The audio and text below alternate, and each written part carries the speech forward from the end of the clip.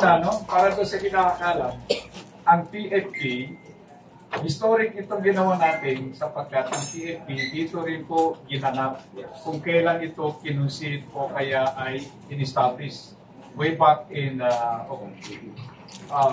April 2018.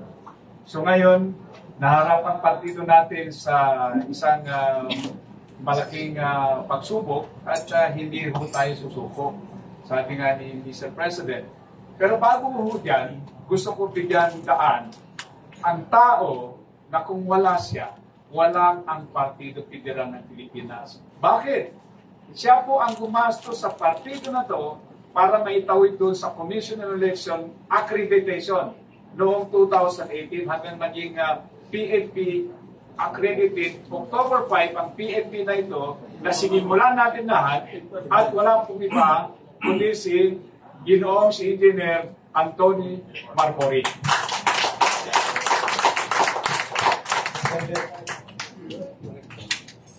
I would like to correct the approval. I'm sorry, my friend, because I was accompanied to submit the accreditation at the formula.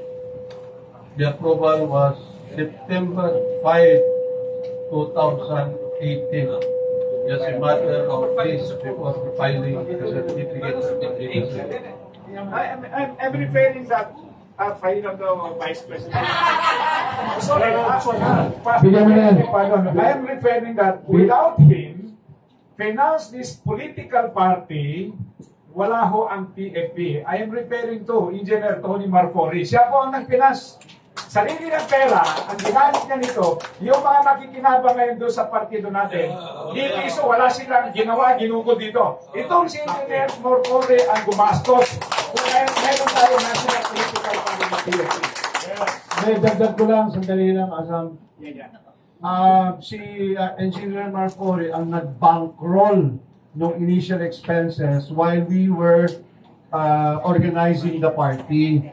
Pero ang nangyari, nung naging partido na, at saka nung ginamit na ni BBM yung party, ang kumulekta ng reimbursement for the expenses kuno is si Lanchon at saka sa Biones.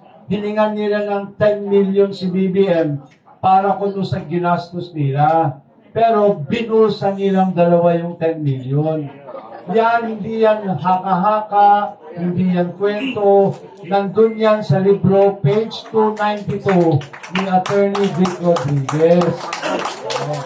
Pero ang gumastos talaga si Engineer Marfori. Siya lahat, hindi lang 10 million. Alam ko yan, hindi lang. Pero hindi siyang tumanggap ng reimbursement, kundi yung mga dalawang unggoy na yun.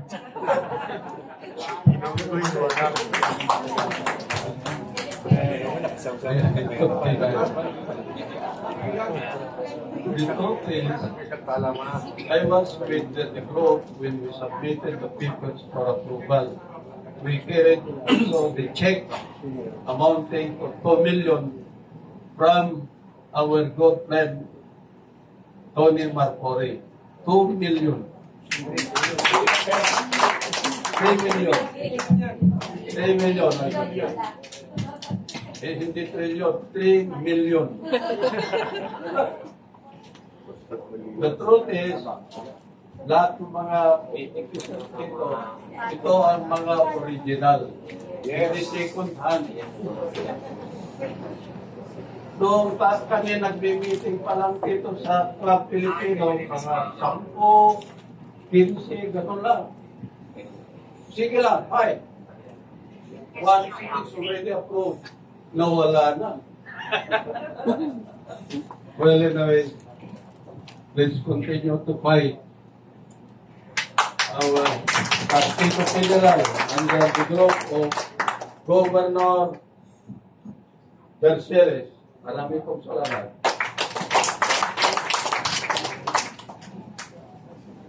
Magandang hapon po sa inyo lahat. Ako po nung inorganize ko partido, parati nila akong niyayaya Pagkatapos, nung huling sandali na, pinilit nila akong dumalo. Nag-ipon-ipon, andyan din si puro mga kaibigan ko na po yan, sila Gerald Lanchon. Talagang sobrang tagal na namin magkakaibigan, siguro 25 years, edit pa. Si Atty. Briones, naging abogado ko pa nga yan sa Comelec din. So kami close.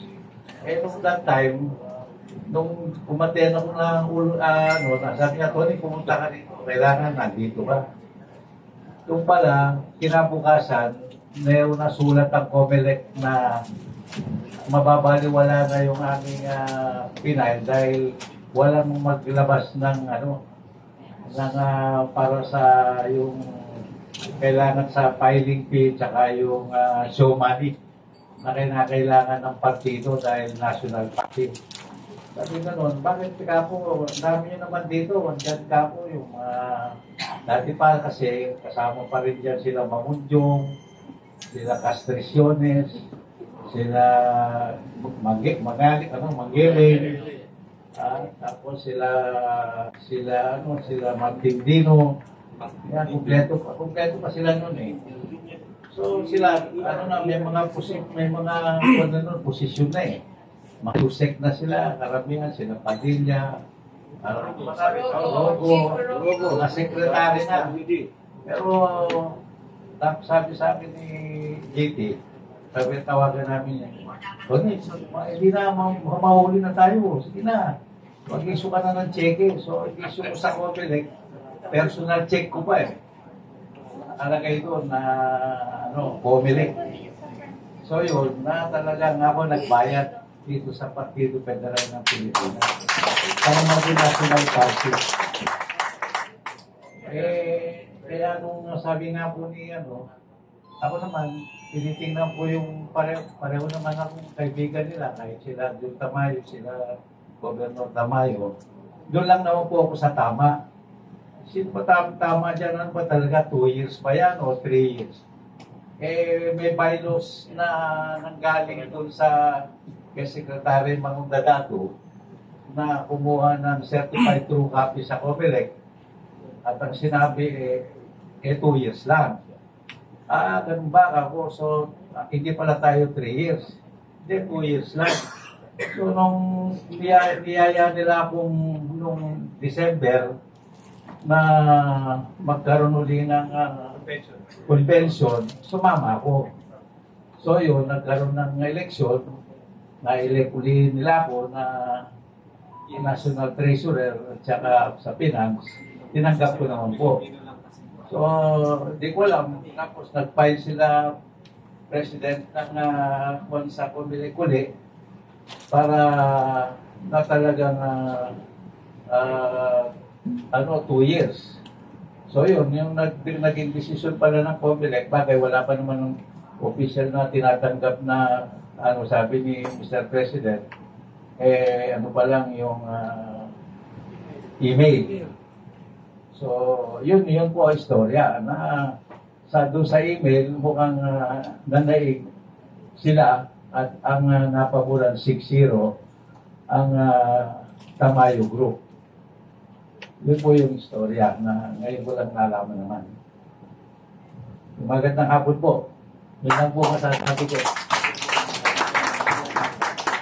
Alam mo, may kwento po ako sa iyo. Ano yung sinasabi daw nila? Kasi there are also cases now filed by Asam Alincay and Alexander Agustin and also si former National President si Abubakar Mangyelen. They filed 2 cases of falsification of a public document with the City Prosecutor of Manila. Now, their basis is pinakina po nila ang constitutional bylaws ng Partido Federal. Si Mangyelen naman, his charge is that ang ginawa po nila ganito po, yung CPL, yung sinubmit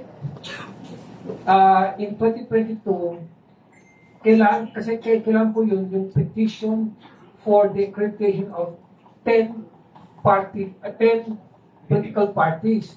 So nagsubmit po sila Langkion at saka si Briones, and what they put there is a CBL with the name of Mangilin. Kaya lang po, ang submit po nila ay Xerox copy lang ng CBL. That is why, if you look at the Comelec conversation, they said certified true copy. It maliwanag doon sa tatak na sa ilalim ng Constitutional Bylaws, yung nasubmit nila, certified true copy of a machine copy. Meaning, ano yung nasubmit nila ay Xerox copy nila. And that is what they found sa Signature of Mangilin. Sa tingin namin, ang ginawa po nila ay na-superimpose yung signature ni Mangilin, then they Xerox again, that's what they submitted. Whereas yung sa atin naman, it is a certified true copy, not of a machine copy, but a true copy, which was submitted to the initial petition for accreditation, which was filed at the very beginning. At mismo yung pumirma dyan, si George Briones, so he cannot say otherwise. So I don't know what happened there, so we will just have to get a more for consideration. Ito, yung lumabas sa punto ni Briones daw, yung pong sinubmit nila, yung